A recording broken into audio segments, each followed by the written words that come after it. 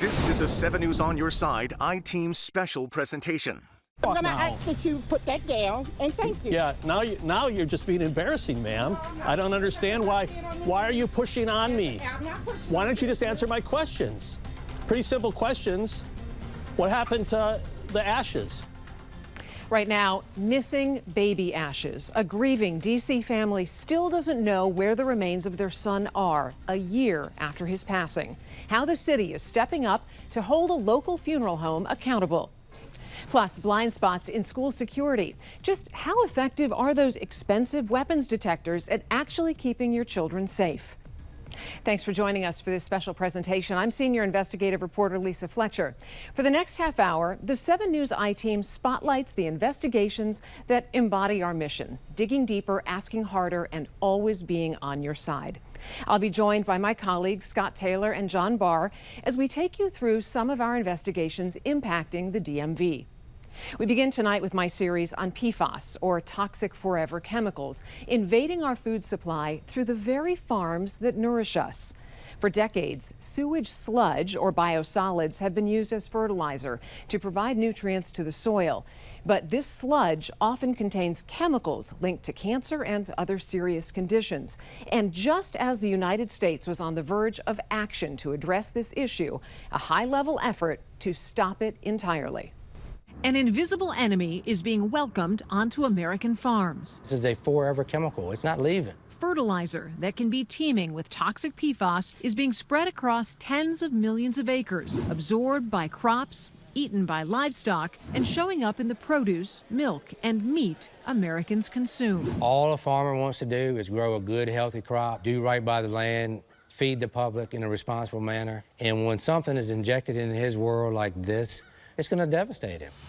Rob Hinton is a fourth-generation Virginia farmer, trying to alert others to a crisis already playing out in places like Michigan and Maine, where farms utilizing PFAS-laden sludge have been shut down when the animals and soil turned toxic. This is about as real as it gets, guys. Maine farmer Fred Stone was forced to close his dairy farm and euthanize 80% of his herd when milk from his cows had levels of PFAS 350 times higher than the current limit for drinking water.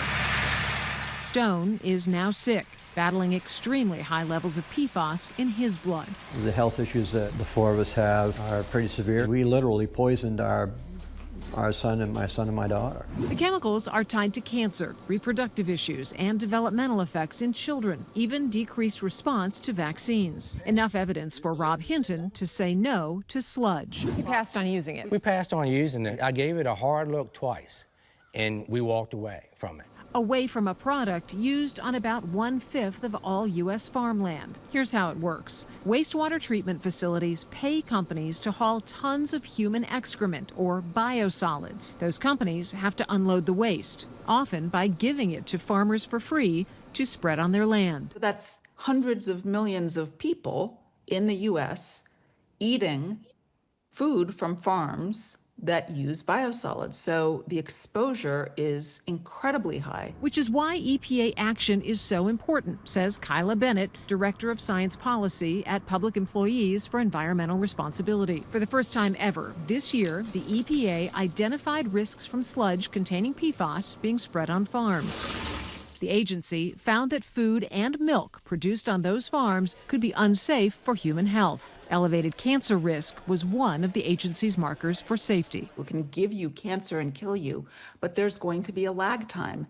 And the more that you eat, the more you're exposed to. Only a handful of states are testing for PFAS in biosolids, and what they're finding are levels so alarming they're considering statewide bans. Investigations in Michigan showed levels of PFAS 2,000 times higher than the EPA's safety limit. In Colorado, 95% of samples exceeded that limit. And recently, a Texas county declared a state of emergency over PFAS contamination from sludge. But in the widespread absence of regulation, farmers are on their own. Who's left to fix the problem? No one. I don't know what I can do about it. This interview is about all I can do about it. I'm not saying shut this whole thing down. Let's say do your due diligence, do your job, be a government, regulate this stuff, educate the people who are affected, and let's figure it out. The EPA seemed poised to take action in 2025, but now there's an effort to shut that down from within the halls of Congress. And we wanted to know why. Mike Lightfoot makes his living on the water of Virginia's Chesapeake Bay, pulling up cagefuls of America's favorite seafoods. When I die and hopefully go to heaven, I hope it looks a little bit like this. But the beautiful waterways can conceal a toxic secret that's raising alarm bells nationwide. When biosolids are applied on a farm field and they are heavily laced with PFAS, those run downhill into the streams and creeks and into the Potomac, the Chesapeake, the Rappahannock, and it's in our waterways. Posing what crabbers and oystermen like Mike This is about a bushel, and that's about $80. consider a threat to Virginia's booming billion-dollar seafood industry. A study released in 2025 found that 80% of downstream sites from where biosolids were applied showed increased PFAS levels, some more than 5,000% higher than what would be typical. If the health department wanted to, they could issue consumption advisories for the public on not eating crabs. It's already occurring. A handful of states are banning or limiting PFAS-laden biosolids to protect farms and waterways. In Maryland, 100% of the human waste fertilizer tested was confirmed to contain PFAS. Maryland won't use it thanks to proactive rules, but Virginia has no such laws in place, meaning it could migrate there. Biosolids too contaminated by Maryland standards got shipped to Virginia. Shipping today. We get the crap Maryland doesn't want. The feds were on track to take action in January of 2025 as the EPA laid out serious risks associated with even small amounts of PFAS chemicals in biosolids applied to farmland. But tucked in the text of a congressional budget bill, a one-sentence rider that could put the brakes on it all. No money will be used to examine this issue now or in the future. Terrible. Terrible. It's like taking the warning label off of cigarettes. I have never seen any rider go that far. So far, says Kyla Bennett with Public Employees for Environmental Responsibility, that it is a triple threat, harming farmers, food, and water. It's appalling to me that these legislators are willing to trade human health, to trade clean water and a clean food supply for their reelection. To me, that's despicable. We reached out to every member of the committee behind that bill, asking about the rider and how they justified it. Only Representative Shelley Pingree of Maine responded. Well, I feel like we're rolling back the clock. Maine was the first state to ban biosolids after farmers lost their herds and crops to PFAS contamination. We wanted to know who was behind the rider. Who introduced it to the bill? Oh, well, these things often come in the dark of the night, and you don't necessarily know, where it comes from or how it was in the language. Are you saying there's really no way to track it back to an individual? Sometimes there isn't. Is it fair to the American people when something this highly consequential has language that's just tucked into a bill that basically nobody ever knows about? Well, this is what makes people really mad about Congress. So it's another case of where we're letting the big guys control the show in the dark of the night in language that very few people understand. Big guys, she says, potentially including industry giants and lobbyists who profit from unloading toxic sludge onto America's farmland. She says she tried to strike the language, but had no luck. I think that we could, with enough public pressure on this, win the battle. But before this bill comes to the floor, we need much greater level of awareness so people can say, wait, I'm going to call my member of Congress and say, I need to get this rider out. This isn't right. No final action has been taken on the rider. We are keeping a close eye on it. Representative Shelley Pingree is continuing to work against it, as well as several of her Senate colleagues. I'm investigator John Barr with the I-Team. Coming up, I show you why landlords are looking to D.C. Council for help kicking out some troublesome tenants.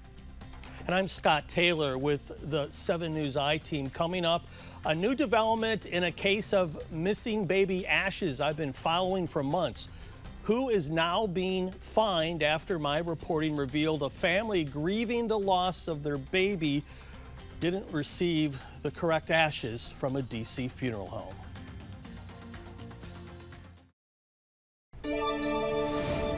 Welcome back to this 7 News I-Team special presentation. Right now, it can take more than a year to evict a tenant in D.C. who violates the terms of their lease. Well, that's about to change. The D.C. Council recently passed the D.C. Rental Act, which overhauls rental laws in the district.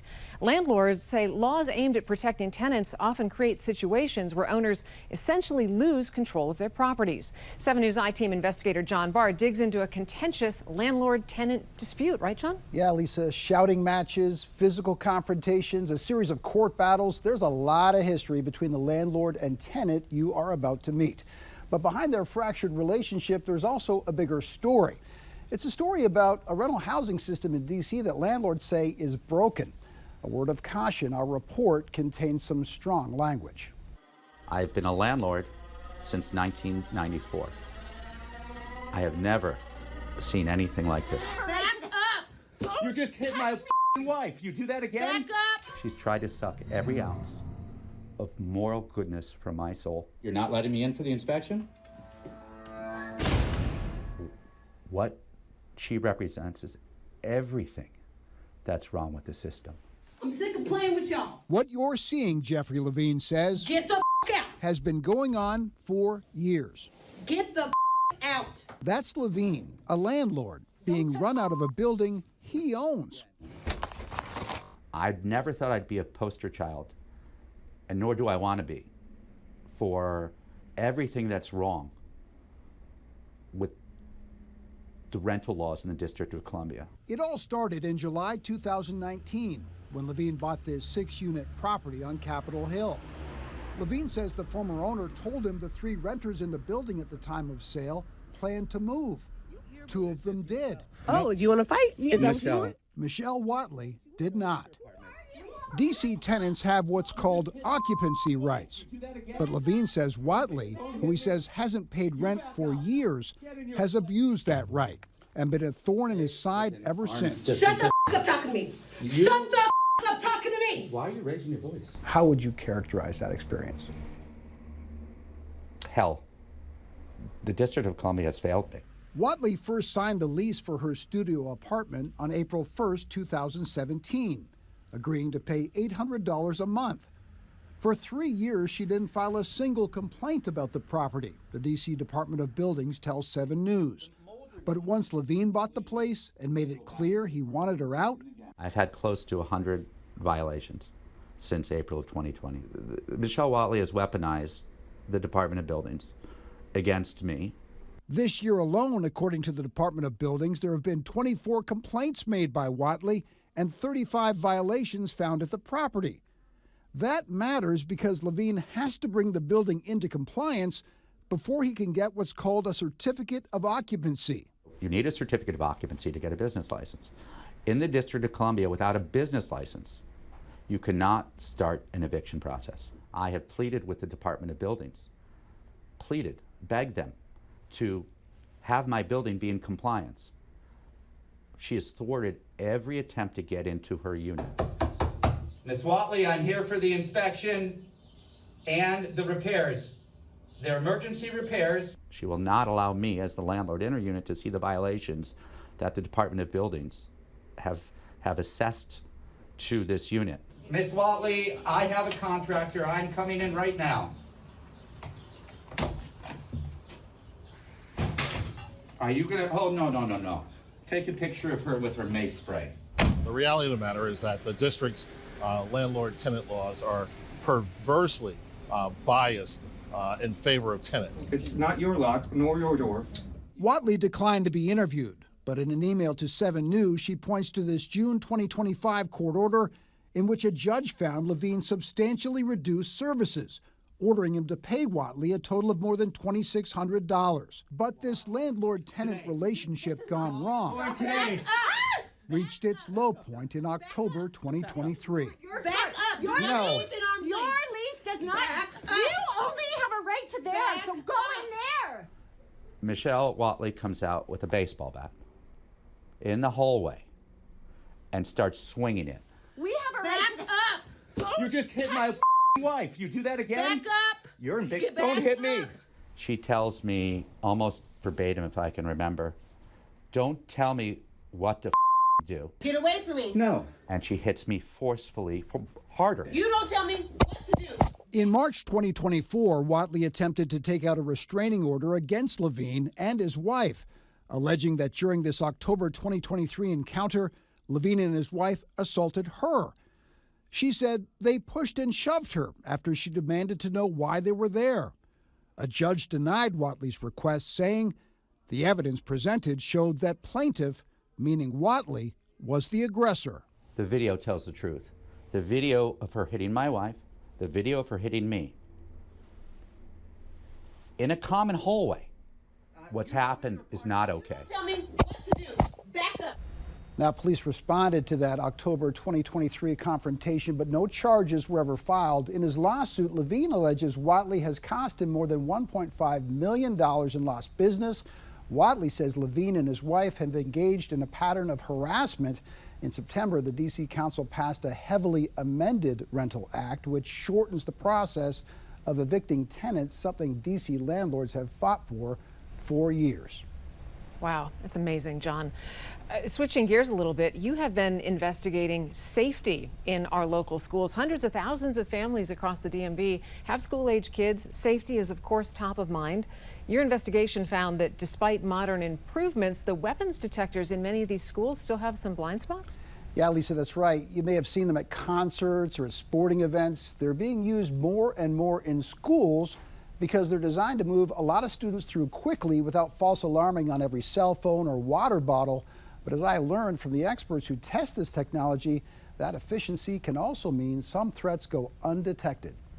In an old machine shop in Bethlehem, Pennsylvania, a town where American industry once thrived, a team of engineers is putting metal detectors and the latest AI weapons detection systems through their paces. When it detects on the weapon, it will also put a bonding box around the weapon. Since 2008, IPVM has been evaluating security systems and publishing their results, a sort of consumer reports for the security industry. We don't take any money from the manufacturers in any way, shape, or form.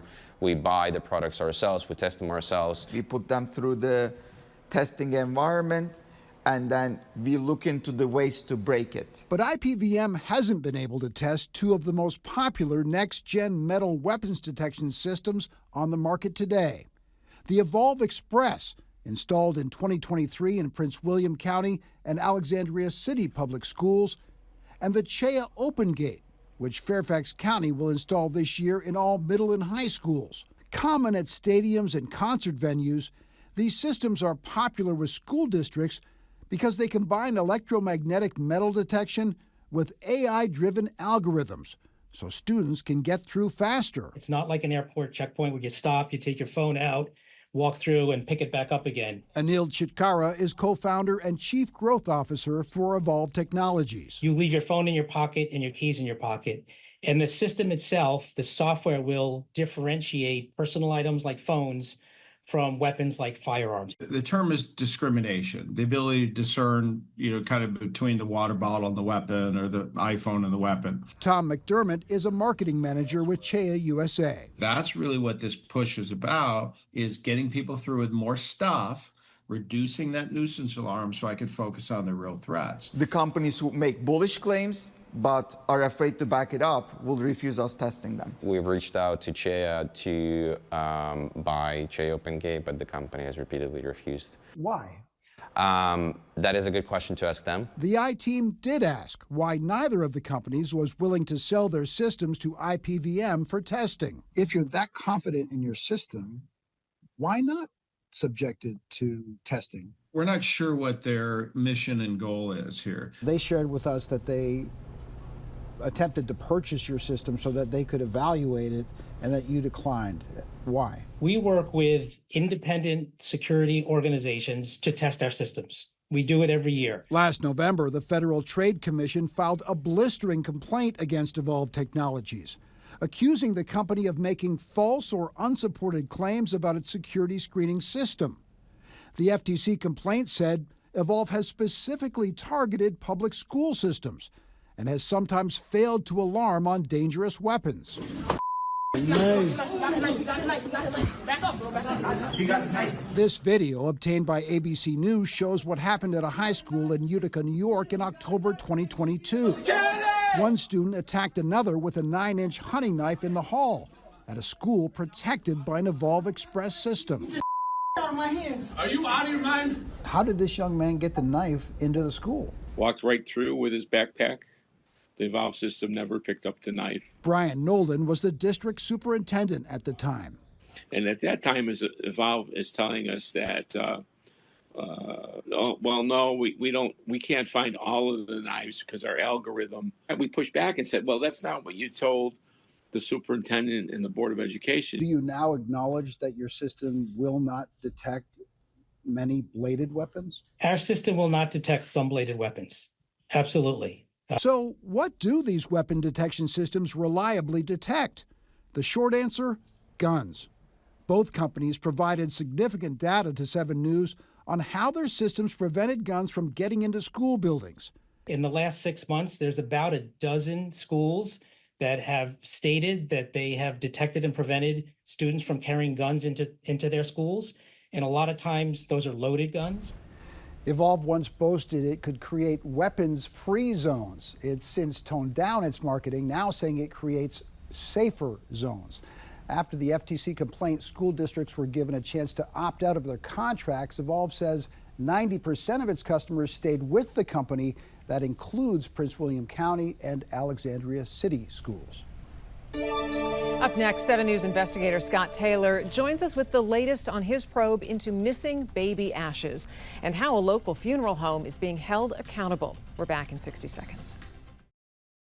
Welcome back to the 7 News I-Team special presentation. Investigator Scott Taylor has been demanding answers from the Dunn and Sons Funeral Home, which a D.C. family says handed them someone else's ashes instead of their baby boys. Have a great night. You're recording something?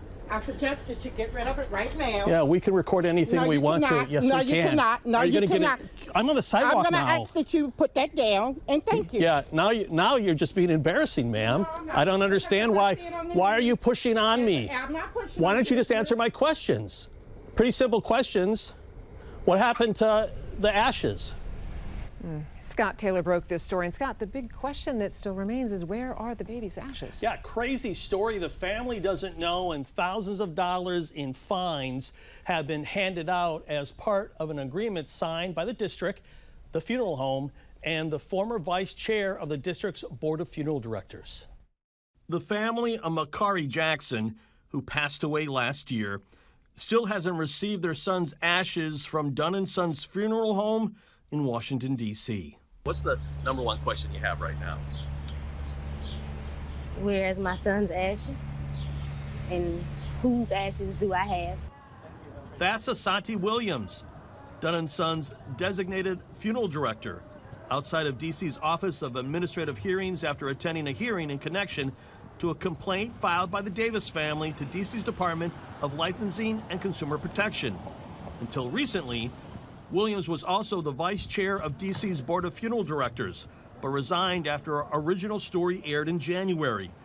Williams was just fined $2,000, and her funeral director's license has been reprimanded by the district in connection to the missing ashes. Dunn & Sons Funeral Home has been fined $7,500. Investigators say Brianna Dunn, the funeral home's director, admitted to giving Makari's mother the wrong ashes. Dunn has to complete 3 hours of cremation best practices and 3 hours of ethical business practices. Nobody's being held accountable. You could just give money here, or you could just take these 3 hours. That's not enough. Davis says last year the funeral home told her it gave her the ashes of a baby girl named Makari, first name spelled with a K, and not her son's ashes, as his similar name is spelled with a C. So far, Davis says she has seen no proof of the other baby's family. Dunn & Sons sent 7 News a statement in March after we sent their lawyer 13 questions. The Dunns have repeatedly expressed an interest in returning the cremains to the family. The incident is a mix-up void of any fraud, malice, or intent. Both babies had the same name. Mrs. Dunn wasn't informed of the date written by the crematorium, The cremation occurred on August 15th. Nothing further will be stated. The funeral home did offer to return the cost of the cremation and apologize to the Davis family. Still going through pain. His first birthday was just the other day on the 14th. We don't even have his ashes still. Asante Williams and the funeral home are facing a $10 million lawsuit filed by the family. And of course, Lisa, this story isn't over yet. Oh, of course not. And you also delivered results from another investigation. You were looking into Dominion Energy, which was cutting trees down along the historic Washington and Old Dominion Trail. Yeah, I learned that Dominion planned to clear-cut trees along 36 miles of the trail that spans 3 counties. 374 trees were cut down over a 4-mile stretch of the trail. My investigation stopped thousands of more trees from being mowed down. Hundreds of trees gone for good along the historic Washington and Old Dominion Trail, chopped down by Dominion Energy, which claims they're a danger to power lines, though the company has yet to provide 7 News any evidence these trees have caused damage or outages. I mean, that's devastating. The number 374, it's absolutely devastating.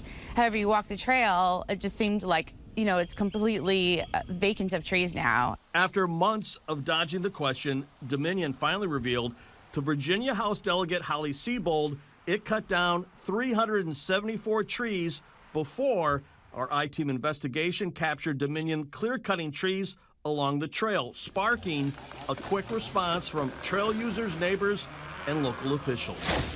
Now Dominion says it's going to replant trees this fall.